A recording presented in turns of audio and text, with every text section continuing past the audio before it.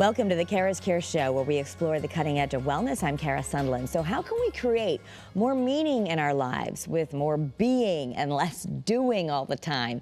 Often, if you ask yourself what you yearn for and what you want, you might get different answers. I'm joined by Shirin Etessam, who is the author of a new book called A 6-Week Guide to Reclaiming Your Soul so you can have more being and less doing. Welcome, Shirin. Thank you. The book is it's free to be, and the tagline is a 6-week guide to reclaiming your soul. Thank you. Free to be. Okay, thank you. So let me just say that again so everyone can find it. Okay, it's free to be, and it's a 6-week guide to reclaiming your soul. So we will apologize that we left off the first two words. I want to make sure we get that right. But we appreciate you being here, and let's just get into it about one of the things that you're passionate about, and this book talks about that maybe people haven't really thought about. We talk about mind, body, spirit, especially to those who are watching this show, but not necessarily spiritual health. What is spiritual health, and why does that need to be practiced? So, very good question. I think of spiritual health the same way that we consider mental health. Spiritual health is often considered spirituality, which has a couple of issues. One is that it is often confused with religion, and then the other is that it falls into the realm of woo-woo. So spiritual health, frankly, is practical spirituality, a practice of spirit and soul. And so dive in there a little bit more. You say, much like choosing our diet and exercise plans, spiritual health is something we all need to do, and it really doesn't have anything to do with what religion you practice. Correct. So the same way that we go to a gym to work out in order to have the body we want and feel good and such, if we go to the gym once a month and work out and expect results, it's not going to happen. It's truly in the day-to-day discipline of it, the practice of it, where you see results. And that's what I mean about practical spirituality. It is feeding, it is exercising your soul the same way that one would our body, or we go to a therapist to explore our thoughts. It's very much the same, and in order for spiritual health to truly be effective, it has to be integrated into our day-to-day. So it has to become practical in that way. Yeah. No, I often talk about on Kara's Cures, we all live the daily grind, and I'm no exception. Working and having 2 kids and a husband and all that. So the daily grind and making it a more sacred grind. So the way we do things and what we do every day matters. You have something called the daily purge, so that we can purge the thoughts that are not helping our spirits. Yes. So the daily purge is meant to be practiced for a minimum of 6 minutes, and ideally in the morning, just because that is the best time to meditate. It's the best time to really clear our mind, clear our canvas, so that we can be as clear and as productive and as present as possible. And when our monkey minds are chattering away, and it's often negative thoughts and repetitive thoughts, the daily purge, for 6 minutes, you basically purge out any negative thoughts you have. And you can do so by writing, you could do so by doodling, you could dance it off, you can walk, you can do cartwheels, whatever will purge those negative thoughts out of your mind. And the only requirement is that you don't think about it. You don't create structure around it. It's just literally, if I may say, vomiting out your negativity so that your slate is cleared. Yeah, so, journaling, I can imagine the daily purge would be almost like automatic writing. Just write down any of your negative thoughts. Maybe you decide to burn it, maybe you decide to crumple it up. But when you say just moving or dancing or the daily purge, like, what do you do? Because so many of us, that's a negative loop, right? We're thinking like, oh my gosh, I don't have enough money to pay the bills, or oh my gosh, I had an argument with the kids, or oh my gosh, like, the negative thoughts, I think everyone can find those. But talk a little bit more about how you purge them. So not everybody is a writer. So writing might feel cumbersome. For me, dancing is a default. I also do it to de-stress. I literally will put on disco or house music and dance like nobody's watching, and hopefully nobody is watching. Um, but an example of it would be like, oh my God, I have so much to do. I can't wait till the weekend. I forgot to send that email. My son did something that I was really pissed off about. This kind of just whatever your thoughts come, it doesn't have to be grammatically correct. It's just literally purging any thought that is in your head that is weighing you down. That is it. Yeah. And if you do it for 6 minutes, it is amazing. And then you get into a habit of doing it every morning. It's literally like clearing your slate so you can get on with your day. Right. So just even the idea of jumping around, or maybe a lot of people are working on their physical health. So going to the gym and making that affirmation of like the first few minutes of your workout that you're allowing those negative thoughts to come out. I guess what you're saying is it's the intention of, while you're doing that movement, of to let these thoughts go. It's the intention, and it's also unstructured. I worry about anything that is structured in that way. It could be repetitive, but it really needs to have a sense of improv and impromptu to it. Because if you're thinking about it, okay, I mean, the only thing that you should probably be mindful of is the time, just because I think anything less than 6 minutes will probably not have the same effect. Okay. But aside from that, it's being as unstructured as possible. And I think that most people can afford 6 minutes of that. For sure, for sure. And the other thing that you want us to do if you're practicing good spiritual health is do a spiritual health audit by asking a few questions. The first question you say is, do you feel that you are living your life from the inside out? Talk about that. So it's a very deep question, because we are raised from the outside in. There's a lot of studies on disassociation at a very, very young age. So somewhere between 1 and 5, we disassociate from ourselves, our core. I like to call it our soul.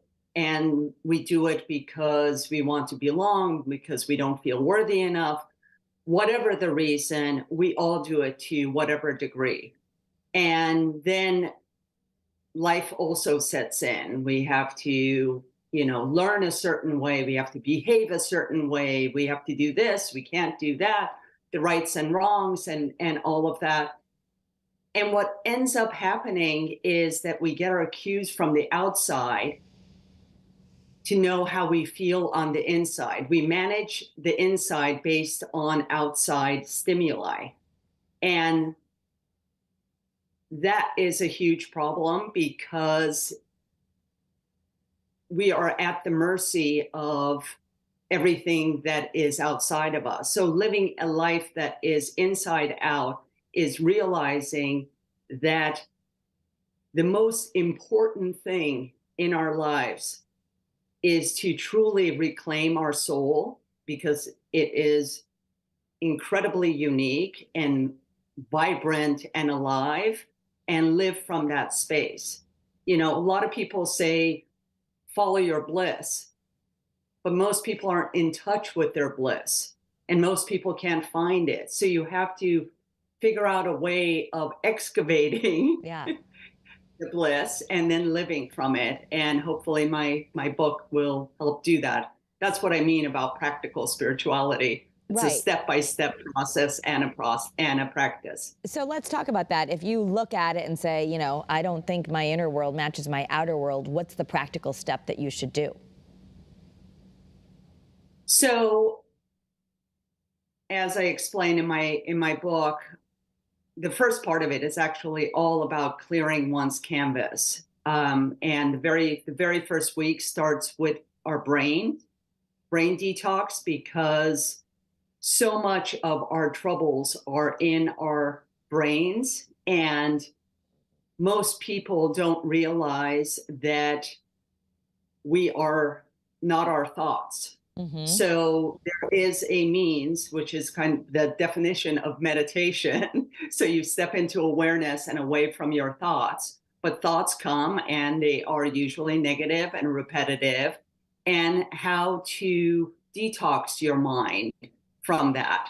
And I talk considerably about content overload, because we're bombarded by television, um, news, radio, podcasts, and frankly, everything at work. There's content coming at us 24/7, and it's great, but we need to learn how to filter it, to customize it for ourselves. So I talk about that. And then the second week is all about detoxing one's heart. And, I think there are, the heart is often misassigned to take care of things that it really shouldn't, because the heart truly, when they talk about your inner child, um, that is truly your heart. All your heart wants is to feel the feels and be loved and acknowledged. And it isn't complicated, it just needs nurturing. Mm. So separating the heart from the mind, and there's step by steps to do it, to doing that, and then detoxing the body, and not detoxing the body just in dieting, sleeping well, exercising, but truly shifting our relationship with our bodies as our vessels through life, and realizing its uniqueness and its needs and such. So we become aware of everything that I've mentioned and clear the slate in order for us to find our soul. And then once we do, we live from that space. Yeah, and the other question that you want people to ask themselves is, do you see yourself as a global citizen accountable to the welfare of other humans on the planet? Why is that important to ask for spiritual health? Because we have one planet, and for all we know, one life. And whether we like it or not, we are all connected. So the way that I see it is that we all have unique souls, right? Not one organism in the universe is alike, even identical twins and such. But we act as if we are separate. And we are truly not separate, because we are connected by whatever you want to call it, universal energy, connectedness, whatever, spirit. And if we are not playing our part as global citizens, we are broken in some way. I mean, you think about how many amazing inventions there are in this world, and yet we're not able to battle extreme poverty, wars, murders, mass shootings. I can go on and on. So we are taking care of one thing, but not the other. Mm-hmm. And as long as we are looking to someone else to solve those problems, then the power is not within us. And I'm not saying that each one of us is responsible for all the world's problems. I'm saying that we have our part in it and we need to take responsibility for it. Yeah, and the other question of these three questions you want us to ask for spiritual health. Number 3, would you still feel worthy if you were stripped away of your title, possessions, accolades, and awards? And that's a tough one because people have worked really hard for their identities, right? Whether that be mother or news anchor or author or whatever. So asking if they would feel worthy if they were stripped away. Let's talk a little bit more about why that would be important for your spiritual health. Again, it comes back to the idea of living a life inside out. The issue with connecting your worthiness with your accolades and accomplishments and awards is that it's never enough, at least not for too long, right? You get a award, and I've gotten a few, or you get an acknowledgement, or you accomplish something, and it's fantastic for a while, and then there is the need for something else. And when you are basing your worthiness on those outside forces, it will always be a state of grasping and wanting. Whereas if there is inner contentment, regardless of what you do, and frankly, I feel that it's our responsibility as parents and teachers to instill that in our children at a young age. And I say that literally to my kids. I say, I want you to do really well in school. I want you to get the grades. I hope you get into the college of your liking, but please know it has nothing to do with your worthiness. You are worthy regardless of anything. And that is super, super important. So get the accolades, get the homes, get the cars, get the positions, but don't base your worthiness on that. And again, that's a matter of living inside out rather than outside in. Right, right. And it is hard, I think, for folks, right? Because if they really want something and don't get it, they're thinking, okay, I failed, all of that. But so definitely, and I think it's an important message, like you said, with kids to sometimes just make sure, especially in Western culture, we are very achievement focused, and we want our kids to do well. So it's a hard balance to let them know, like, I love you no matter what, but you better get your homework done. Okay. So but making sure that we feel that way on the inside and recognizing, certainly we were all raised probably with a lot of doing rather than being, to the point that as adults, I'm not sure that people really get the idea of what does it mean? What's the difference between doing and being? So maybe that's a good question. Like, how do you know if you're just doing versus being? And why is it important to have time to just be? You asked really good questions. So we spend the majority of our days doing. Doing is working for the deadline. Doing is house chores. Doing is grocery shopping. It's whatever is on. It's doing your taxes, which again are all great and needed. Being is when you go for a walk, when you exercise, when you play music, when you dance, when you spend time with your loved ones. And meditation, and I know a lot of people have a hard time with meditation, but truthfully, it is the number one way that I have learned to truly be present. Second to that would be dancing. Third to that would probably be swimming or walking. but it is, musicians talk about it as being in their flow, when they're playing. And that's really what I mean about being. It's just when you feel alive and free, free to be, just by being, and you are alive and you're present and you're enjoying life rather than stressing out about the next to do, and there will always be a to do. Right, right, right.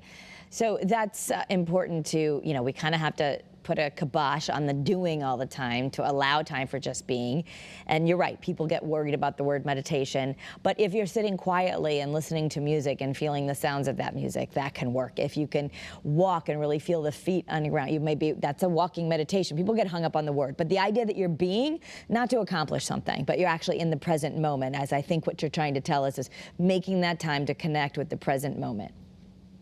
Yeah, and I think that it's important that people customize to what it is that works for them. The same way that if you are, you go to the gym, you don't work out the same way that everybody else does, because either you're trying to exercise a certain part of your body, or something doesn't work for you, or you have back pain, so you have to compensate. So I think it's really, really important to customize what that is for you, and not just go to a yoga class because all your girlfriends are doing it, because maybe that doesn't work for you. And that's important to figure out, like, what your spiritual practice is. I've done walking meditations, I've done sleeping meditations, well, laying down meditations. Those are the There's best. I'll various take that. and dance meditations. Yeah. I'm and sorry? I said, that's the best. I'll take that one, the sleeping meditation. Okay.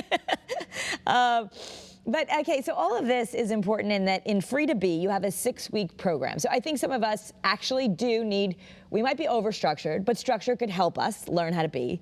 So in Free to Be, there is a 6-week program. So you can it'll satisfy that, okay, am I doing this right? Part of us, like, how do I get started?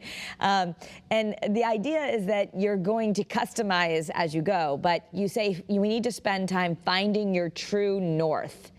And that means different things to different people. When you say find our true north, what do you want us to know? So it comes back to the conversation of soul versus spirit, because the soul is basically like your gut. When you get that gut instinct and you tap into it and really can feel your purpose and such, spirit is the all there is, and there are ways of tapping into it. Again, meditation is a really good one. I do it often when I am walking. Some people can do it in prayer. Some people can do it when skating. Whatever it means for the person to tap into, to get in touch with one's higher self. And throwing all of these out just because I don't want anyone to get stuck, or, well, I don't believe in higher self, I don't believe in spirit. It is whatever it could be, your father who passed away, and his spirit who is speaking to you. And it's truly the dance between the soul and spirit that is your true north. It's your soul reaching out to spirit and saying, I'm thinking of going this way. Does that seem right to you? And if that dance is right, you will feel it. So that is really your true north. And that's something we need to cultivate. I think we've all had the experience of ignoring our gut, and it doesn't go so well. So, right, even if you don't want to use the term, if it's not a spiritual term, I think most people listening to this are probably spiritual. But the idea of just knowing and knowing when, knowing, like, that you're doing the right thing, and part of knowing. Go on. Sorry, and knowing when you are not doing the right thing, Yes. knowing when you are, that is, at this point, that is how I get my cue. Those are my guardrails. I've gotten into the habit so much of that dance between the soul and spirit that the only time I know that I'm not on the path is when I hit those guardrails. And I'm like, okay, what just happened? Well, what Something's does off. that feel like for people to know? Like, we got to know where those guardrails are. What does it feel like? A tense feeling or a nagging feeling is how I would describe it. Sometimes I go, this is not feeling good. Yeah, but what would you describe stress. it? It's stress. It's anxiety. It's not feeling centered or grounded. It's, you know it. You know it when you're not in your flow. You know it when you're not, coming from your soul. And frankly, give yourself a break also. This isn't a judgment. So, when you find yourself disconnected, just take a moment or six and purge and center back. Well, that's Again, it has to be like this, right? And it has to be integrated within our lives. So it isn't that you have a stressful day and then go off somewhere and meditate, right? Right. There's a reason why people who practice spirituality are called practitioners. Yes, because we're all human. And so it's not that you're not going to ever reach this point where you never hit your guardrails, or you never have bad days, or you never worry about money, or you never have a fight with your spouse. We're all going to have these things. But what you're saying is the idea that we'd even take those practices to tune back in, to get back into our flow. It's more as we go along this. Well, how soon did it take you to notice that you were in a bad spot, and you chose to bring yourself back into the flow? So I know we're coming out of time for this broadcast, and I want to let everyone know, first of all, just where can people reach you, and if they want the book, what's the best way to go about getting that? Thank you for asking. So all of my social and URL is my name, ShirinEtessam.com, and on Instagram and TikTok, it's also Shirin Etessam. And the book is coming out on June 20th. Please buy it now. You can pre-order those things. And it's on multiple platforms. Amazon's probably the easiest. So just search for it on Amazon and you should easily find it. Okay. So ShirinEtessam.com. I'll spell that for everyone who might be listening, ShirinEtessam.com. And of course, feel free to share this podcast, or if you're watching on YouTube, share it with someone who maybe you want to take the 6-week journey together so everyone can be a little more free to be. But we thank you for being with us, Shirin, and good luck with the book. Thank you so much for having me on your show. Thank you for being here. And for all of you who are interested in the cutting edge of wellness, of course, you can follow me on all social media at Cara Sundlin. Have a great day and be well.